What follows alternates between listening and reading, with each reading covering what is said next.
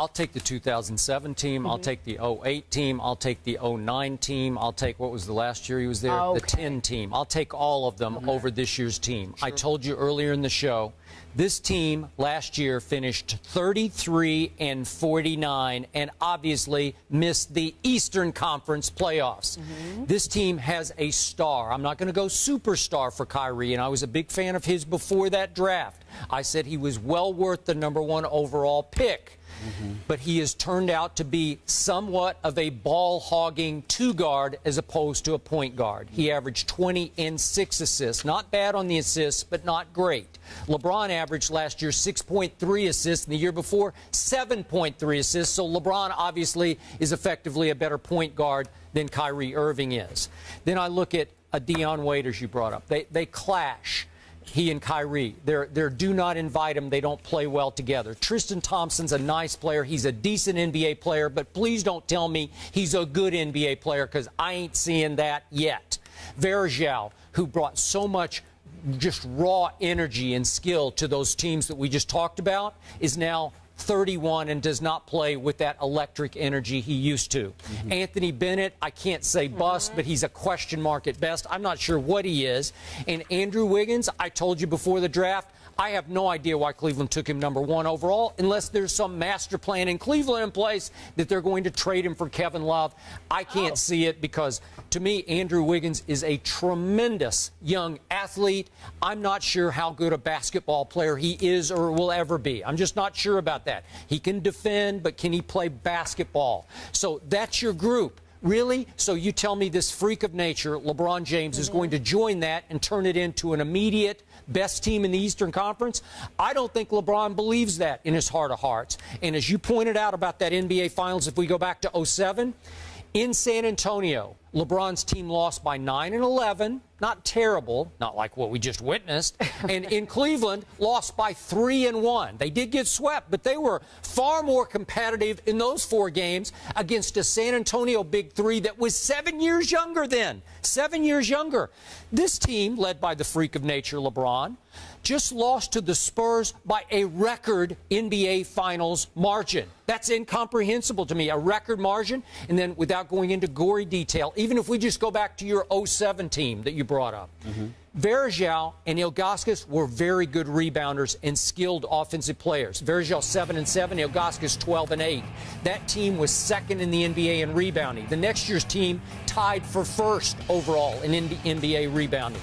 Drew Gooden and Larry Hughes were really good NBA players, better than Tristan Thompson is right now. Drew Gooden's still in the league and contributing to the Wizards. Larry Hughes averaged 15 and 4 assists for that team. That was pretty good. Larry Hughes had talent.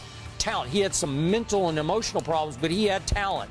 Daniel Gibson, Boobie Gibson, shot 42% from 3 that year, and our friend Damon Jones shot 39% from 3. So you had 2 snipers, and you had a Sasha Pavlovic who could defend and was a rugged, tough inside player for them, who at about 6'5" or 6'6" caused problems for people. I like this team's mental and physical toughness.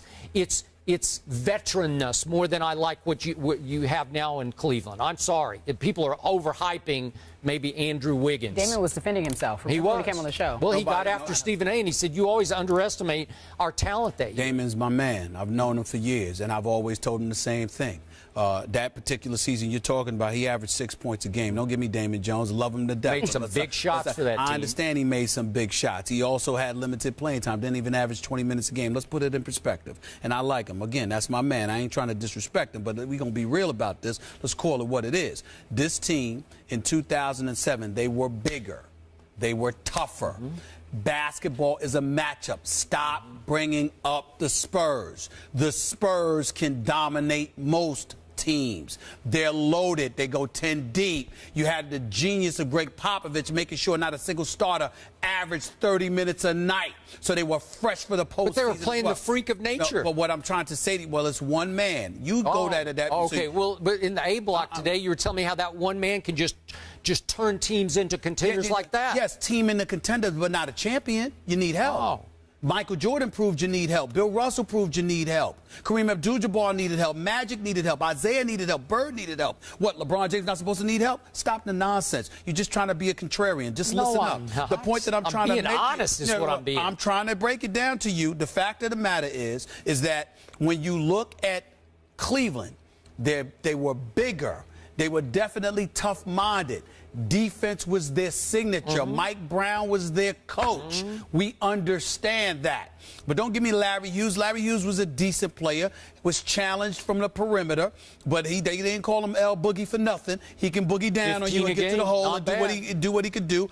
Eric Snow was a defensive guy. Offensively, that wasn't his thing. Kyrie Irving and Deion Waiters, to me, are a better option than Damon Jones, Eric Snow, and who did we just mention? Larry Hughes. So that's just how I feel about it. That's number one.